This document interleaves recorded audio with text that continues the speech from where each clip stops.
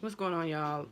This is Gracie Phoenix. I want to say, first of all, thank you for all my new subscribers and comments and stuff on all of my videos. Haven't had a chance to comment back to everything. There's actually a lot of comments and responses and stuff that I just haven't had enough time to get to. I need an assistant. No, I'm kidding. This is still the early phases of my my YouTube channel with narcissistic abuse and stuff. So, but even in that, it's still a lot, probably not as much as like some of the bigger, narcissistic abuse support channels and stuff. But either way, I'm Gracie Phoenix again. Please like and subscribe, comment, below if you can relate to some of the stuff that I'm about to say. But yeah, I wanted to address an email from my Educated Empath website, which is a website dedicated to helping survivors of narcissistic abuse. So if you're not familiar, it's educatedempath.com. And I can't get to every email either. It's like freaking A, So, but I did want to, I was looking at this one, and it kind of struck home a little bit. So I wanted to do a video on it, and I'll send the lady who sent me the email. I'll actually put the link for my response in reply to her email so that she can kind of see what the response is to what she was kind of asking. So excuse the paper, I have to print it out. Shit. All right, so she says, "Good morning, Gracie. I have awakened from my unconscious state several days now, and I'm just devastated to know that I have invested all of this and wasted so much time on a selfish, manipulative individual. How could I ignore the warning signs? The very person that I was trying to get away from, which was her mother, who was a narcissist, ends up in bed with her." And let me say it so y'all can understand it. She's basically saying the person she was trying to get away from was a narc, and she ends up being with the narc, basically, because you go from one narc to the next. It's kind of how the abuse cycle kind of goes. And hopefully, when you know enough and when you just don't care anymore about that, you kind of don't fall for that crap anymore. But I'll get into that later anyway. So she basically went from her mom being an narc, to having one ending up in her bed with her. So how did I go from one narc to another? The part that gets her the most is if she was by herself, it would be okay, but she has a daughter that's in the household as well, and that's just devastating. I can totally relate. The daughter doesn't know what's happening. She says, I'm sure she senses something is not, she senses something isn't quite right, but she can't put a figure on it, but she just wanted to, she wanted more for her child. She says, this man has depleted me financially and emotionally. Thank God, though, that I'm aware of what is around me, and I have the strength to carry on now, which is awesome. Any words or advice that you can share would be comforting. So I'm going to touch on, her email and stuff. And, there, there's a few things that I can relate to. So basically, for her situation, I'm sure a lot of you can relate as well.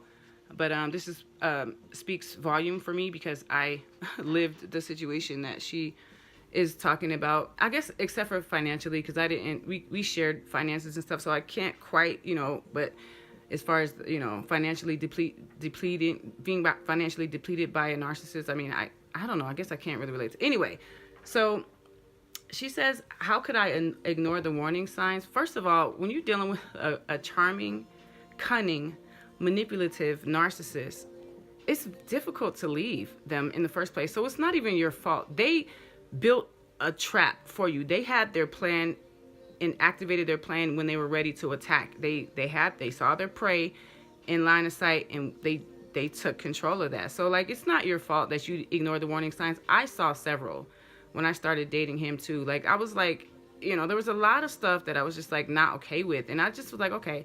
But then there were so many good qualities, in that, in the cycle of abuse, that it was kind of confusing. And I was okay, maybe I'm tripping. Maybe I'm just the one overreacting, which is what, he would say as well. But maybe I'm just the one overreacting, or maybe I just have cold feet about being in a relationship, a serious relationship. So, to ignore the warning signs, you're gonna do that. You know what I'm saying? Unless you, like you said, now you're aware and stuff. So now, from now on, if you ignore the warning signs, then it's kind of on you. You know what I'm saying? Real shit. Because for me, like I've come across other sociopaths and narcissists and stuff, and for the most part, I kind of like dismiss them and stuff. But I did allow one sociopath to get really close to me, and it hurt a little bit, but not as much. But that's my fault. I blame myself because I saw the warning signs or whatever. You know what I'm saying? But when you see the signs and you know the signs, and you still decide to keep that person around, whether it's a friend, a homegirl, a homeboy,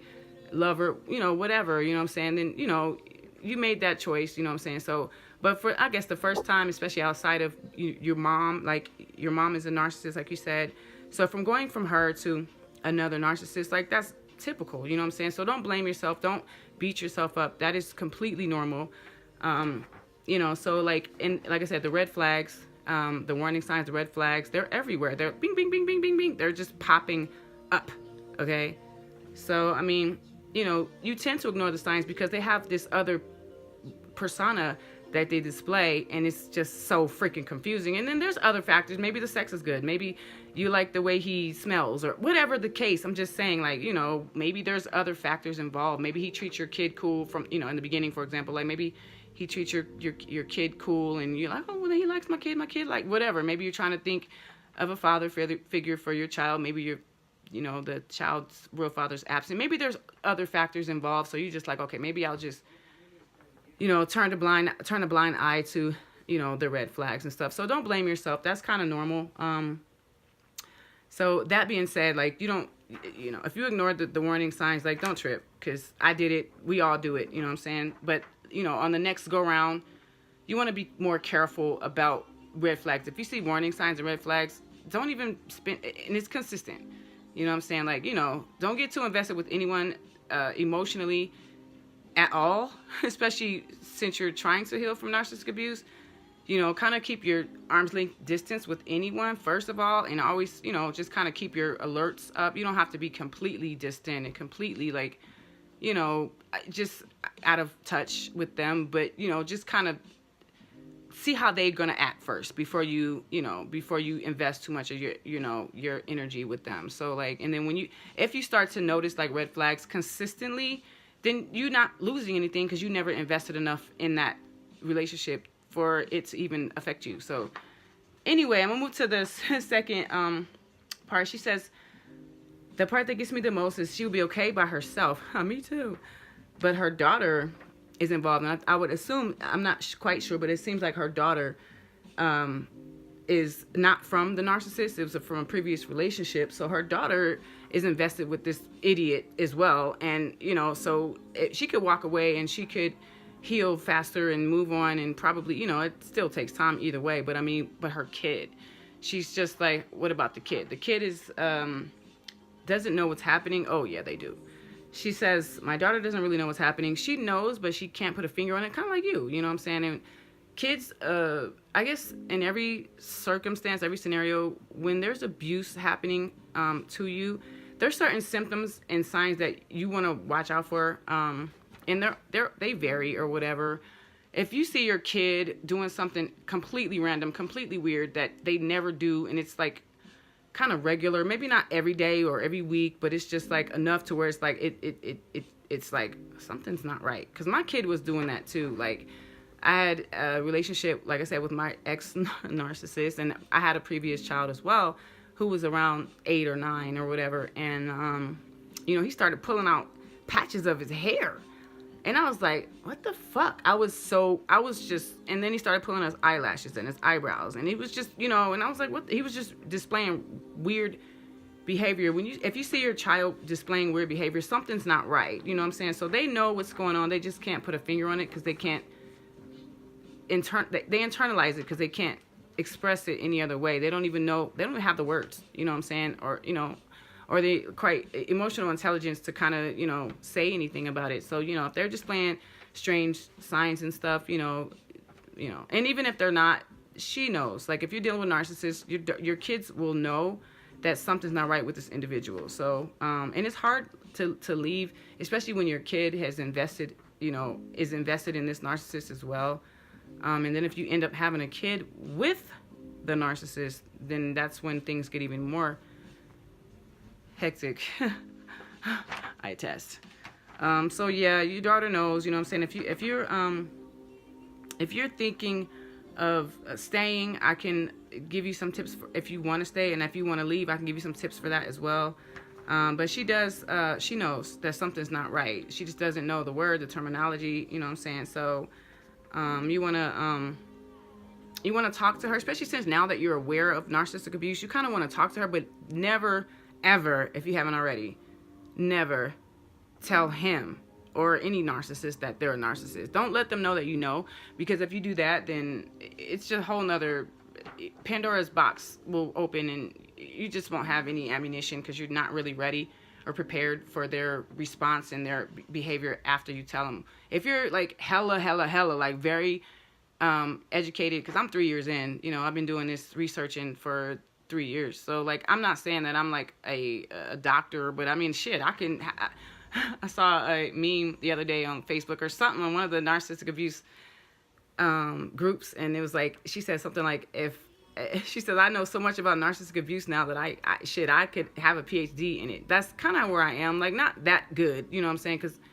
you know, there's always more to learn, but I mean, but if you're not educated, you know, a lot in narcissistic abuse or whatever, then you don't even want to let them know that, you know, just kind of keep that on the low and do some research and stuff and figure out the type of narcissist that he is, figure out if he's covert, if he's overt, if he's in there's different ranges of narcissism from low, I can't remember the names altogether because it's been a while since I've actually looked at some of this stuff, because I don't know, I look at the stuff that I need, I guess, because, you know, I was learning that stuff when I needed it, and I don't really remember. I think it's I don't know, there's mid-grade narcissist in the middle, there's high range, and then there's like the low narcissist. I don't remember the exact name or whatever. HG Tudor can help you out with that if you want to look them up on YouTube. It's HG Tudor, TUDOR. If you want to find out about the different ranges of the narcissist, you want to check that out too. And you want to also look at overt and covert and stuff.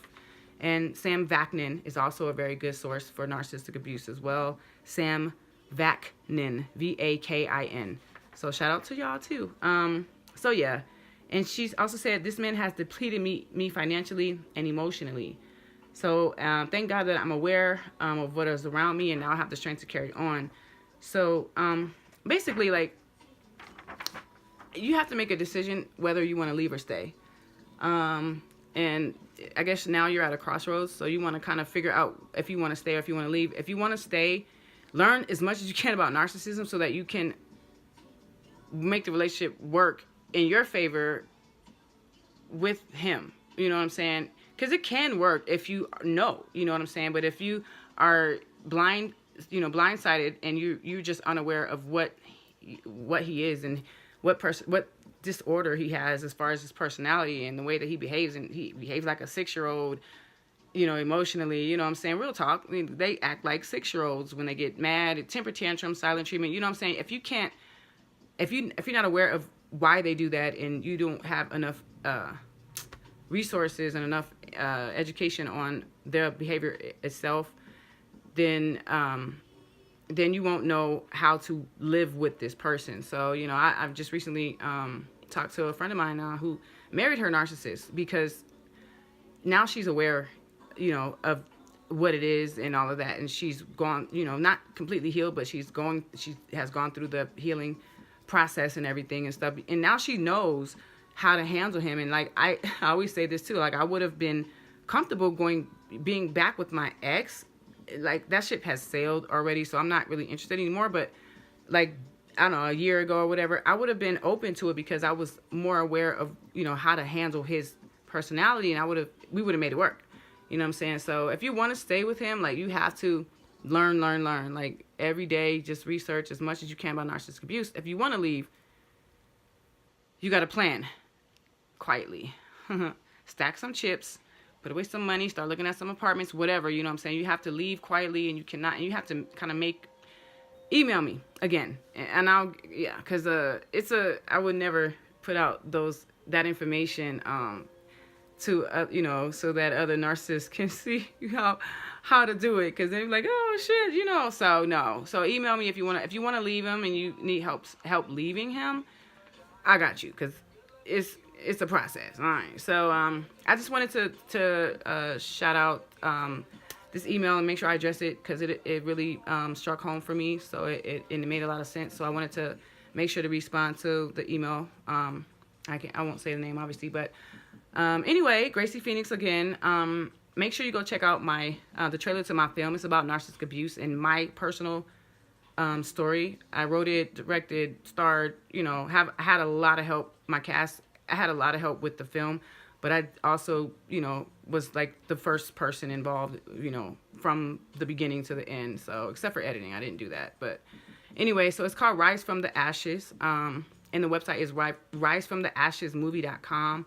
And you can find the trailer on YouTube as well. Rise from the Ashes movie. It's you'll see it. It's right and it's on my channel.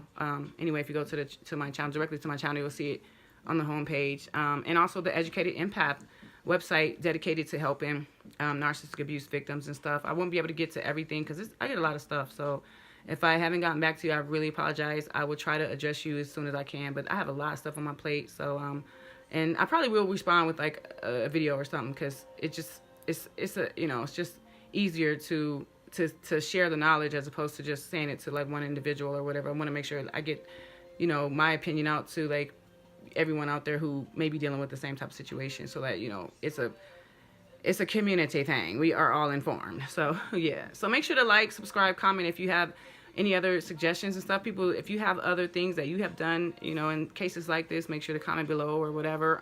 You know, comment your opinion. Like, subscribe to the channel, and, you know, thumbs up the link. And royalty free music, by the way. No copyright. Not yet, at least. Anyway, I'm out. Thanks again. Peace.